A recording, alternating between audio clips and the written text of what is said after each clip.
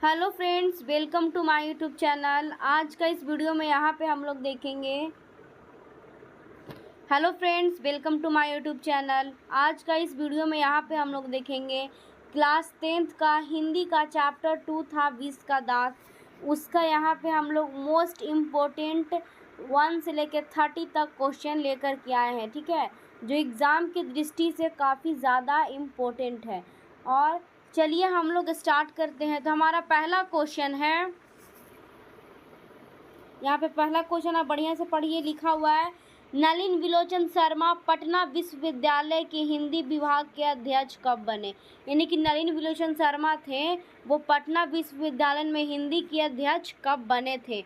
तो यहाँ पे हमारा 4 ऑप्शन दिया हुआ है, जिसमें से कोई एक आपका सही ऑप्शन होगा, ठीक है। तो यहाँ पे पहला दिले है सन 1958 में, कि 1957 में, कि 1963 में, कि 1959 में। तो हमारा यहाँ पे जो ऑप्शन होगा वो होगा डी वाला, ठीक है। लेकिन नलिन विलोचन शर्मा थे जो 1959 में पटना विश्वविद्यालय के अध्यक्ष बने थे। तो हमारा कौन सा आंसर हो जाएगा? डी हमारा राइट आंसर हो जाएगा। चलिए अब हमारा दूसरा क्वेश्चन है। दूसरा क्वेश्चन हम यहाँ पे देख लेते हैं। दूसरा क्वेश्चन है, आलोचकों के अनुसार प्रयोगवाद का वास्तविक प्रारंभ किसके कविताओं से हुआ। क्या बोल रहा है कि आलोचकों के अनुसार प्रयोगवाद का वास्तविक प्रारंभ किसके कविताओं से हुआ।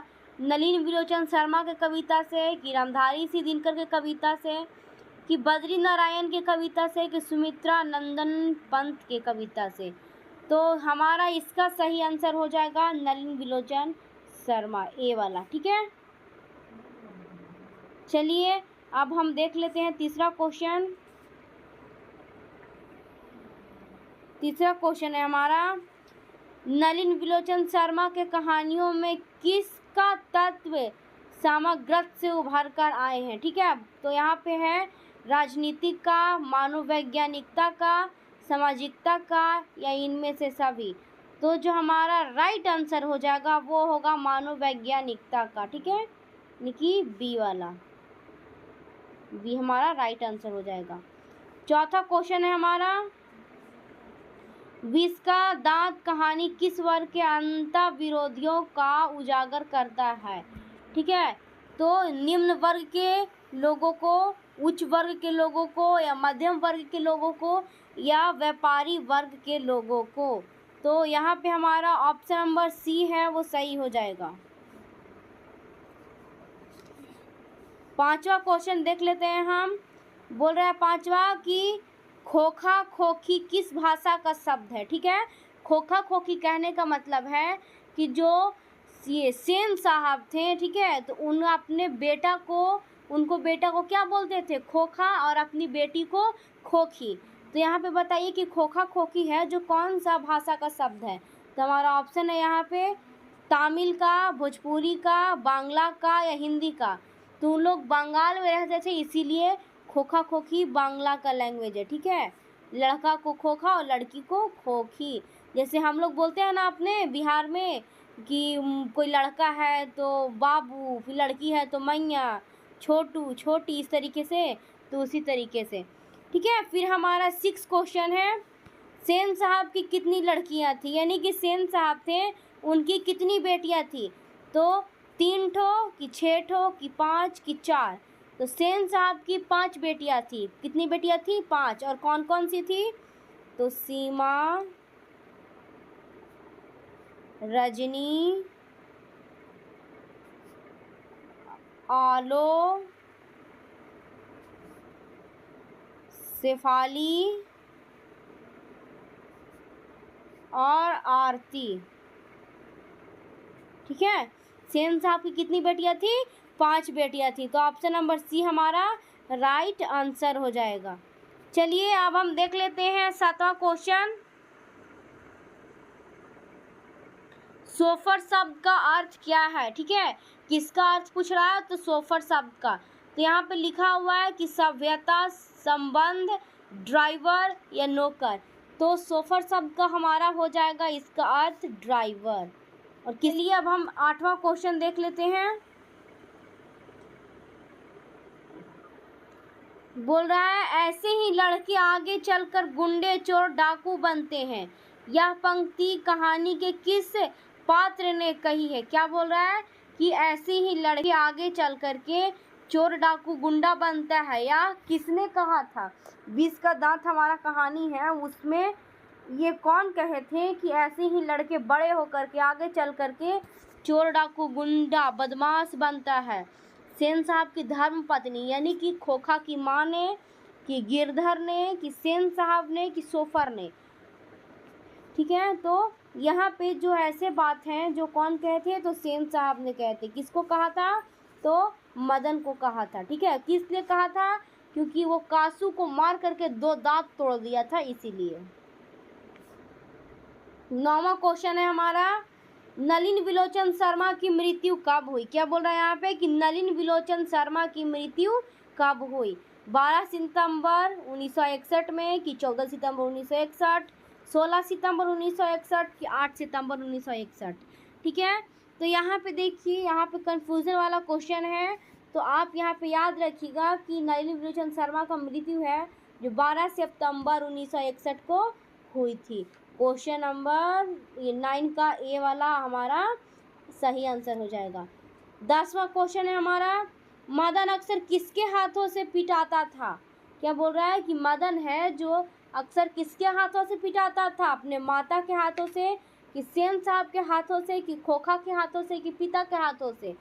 तो एक बेटा है जो ज़्यादातर अपने पिता के हाथों से ही पिटाता है। ठीक है, तो डी वाला हमारा सही ऑप्शन हो जाएगा 10 का डी हमारा सही ऑप्शन। इसी तरीके से 11वां क्वेश्चन है, 20 के दांत शीर्षक कहानी के कहानीकार कौन है?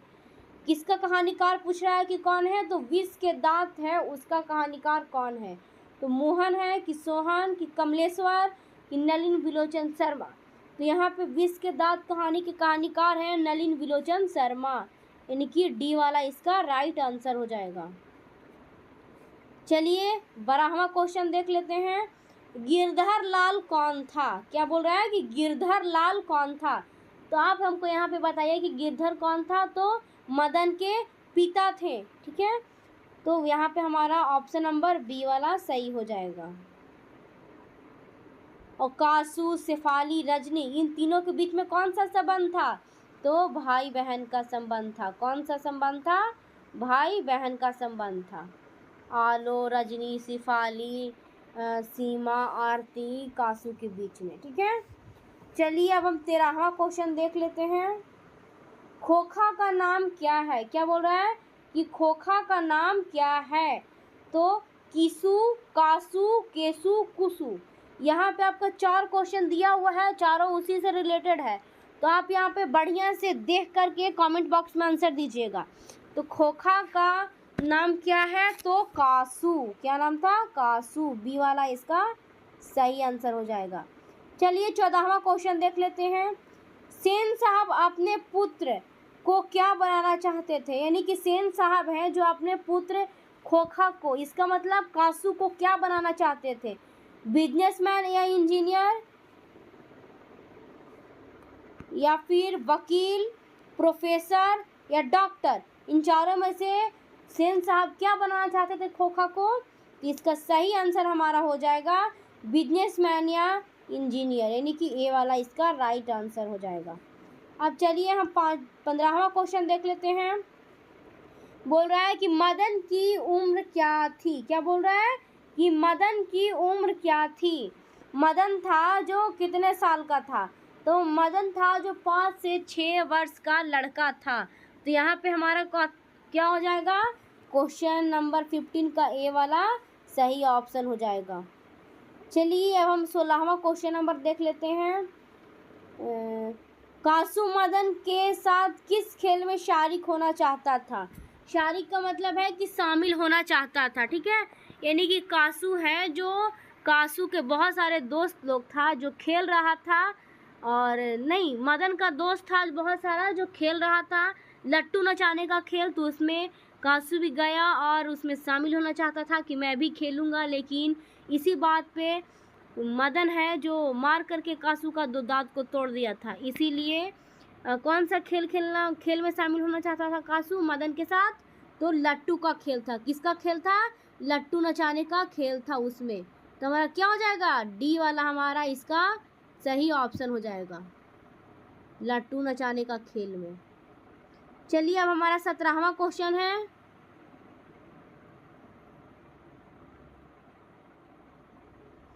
कि मदन ने कासू का कितना दांत तोड़ डाला, यानी कि लट्टू नचाने के खेल के दौरान मदन है जो कासू का के गो दांत तोड़ दिया था?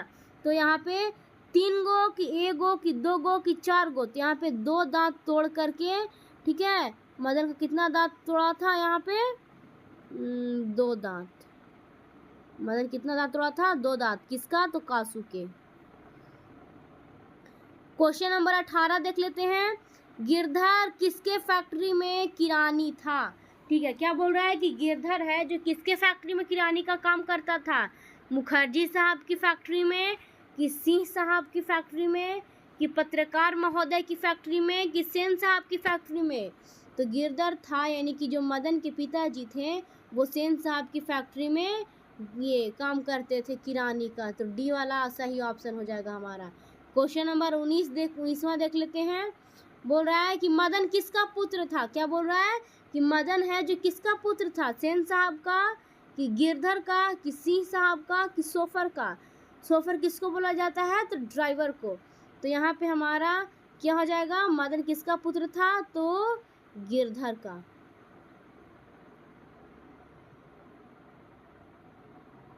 देखिए क्वेश्चन नंबर 18 के बाद डायरेक्ट 20 आ गया है, 19 नहीं है, नंबर में उल्टा पलटा हो गया। ठीक है, टोटल 31 क्वेश्चन है तो हम 30 ही मानेंगे क्योंकि नंबर में मिसिंग हो गया है।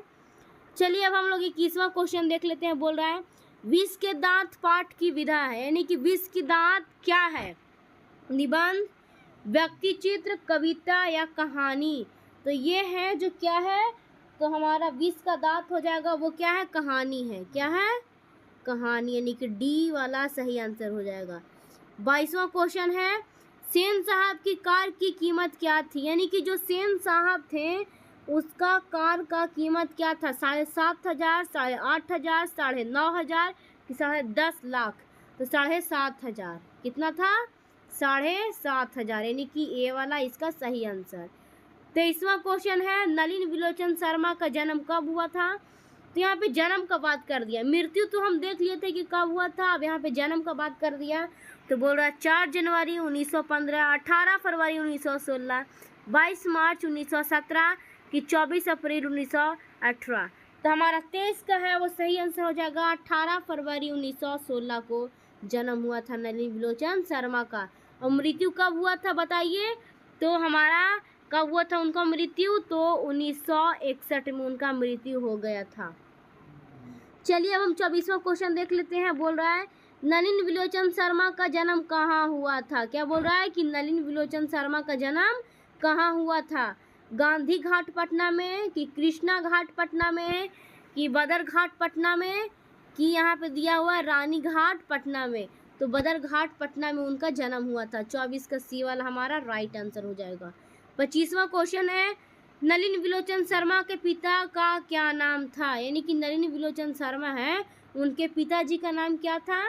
पंडित रामावतार शर्मा, कि पंडित कृष्णावतार शर्मा, पंडित दशावतार शर्मा, कि इनमें से कोई नहीं? तो ये वाला हमारा सही आंसर हो जाएगा, यानी कि पंडित रामावतार शर्मा उनके पिता का नाम था।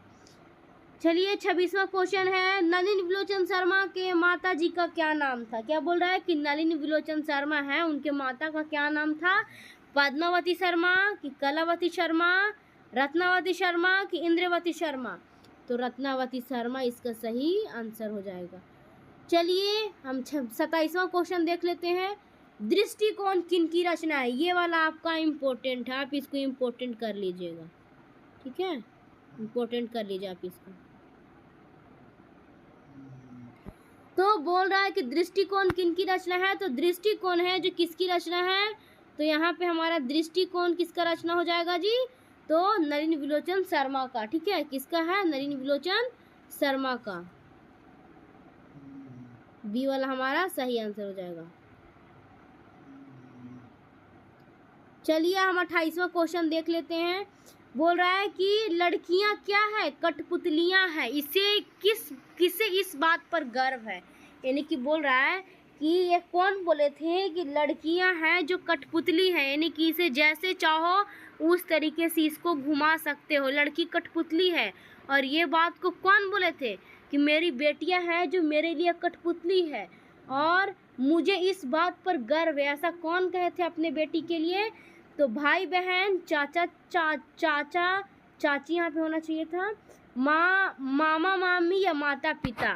तो माँ बाप बोले थे अपने बेटियों के लिए, यानी कि खोखी की मम्मी पापा बोले थे कि खोखी के लिए कि मेरी बेटियाँ कठपुतली है और मुझे इस बात पर गर्व है। तो डी वाला इसका सही आंसर हो जाएगा। चलिए हम देख लेते हैं 28वां क्वेश्चन। 28वां देख लिए, 29वां नंबर देख लेते हैं। बोल रहा है कि सेन साहब की आंखों का तारा कौन था। ठीक है, बोल रहा है कि सेन साहब का आंखों का तारा कौन था। और आंखों का तारा का मुहावरा होता है कि आंखों का तारा होना, इसका मतलब बहुत प्यारा होना। ठीक है, तो बोल रहा है कि हम लोग किसी को बोलते हैं ना कि ये मेरा आँख का तारा है, यानी कि बहुत प्यारा है। तो सेन साहब की आंखों का तारा कौन था? कार, खोखा, खोखी या इनमें से सभी। तो सेन साहब के आंखों का तारा कौन था? खोखा था, यानी कि कासू था। बी वाला हमारा सही आंसर हो जाएगा। चलिए हम 30वां क्वेश्चन देख लेते हैं। बोल रहा है खोखा के दांत किसने तोड़ा। ठीक है, यानी कि खोखा के 2 दांत किसने तोड़ा था? तो मदन ने। मदन किसका पुत्र था? तो गिरधर का पुत्र था। 31वां क्वेश्चन है, सीमा, रजनी, आलो, शेफाली, आरती, यह 5 लड़कियां किसकी बहनें थी? क्या बोल रहा है कि सीमा, रजनी, आलो, शेफाली, आरती किसकी बहनें थी? मदन की, लेखक की, कि खोखा की, कि सेन साहब की? तो खोखा की ये 5 बहन थी। ठीक है, और बेटी किसकी थी? तो सेन साहब की। तो ये तो हमारा 31 क्वेश्चन यानी कि 30 क्वेश्चन हो गया चैप्टर 2 का। और इसमें से हम आपको जो बता दिए हैं कि वो इम्पोर्टेंट है, वो आप ज़रूर से ज़रूर उसको याद रख लीजिएगा, क्योंकि वो सच में आपके लिए इम्पोर्टेंट है। वो आपका एग्ज़ाम में पूछा भी जा सकता है। ठीक है, तो हम उम्मीद करते हैं कि आपको ये भी जितना है सारा कि सारा आपको समझ में आ गया। तो आप कमेंट बॉक्स में बताइएगा कि आपको 30 में से कितना आपका सही हुआ है। ठीक है, कमेंट बॉक्स में बता दीजिएगा कि आपका 30 में से कितना सही हुआ है, यानी कि 30 में से कितने नंबर आपके आए हैं। So thanks. अब हम मिलेंगे अगली वीडियो में जिसका हम लोग अलग ऑब्जेक्टिव देखेंगे।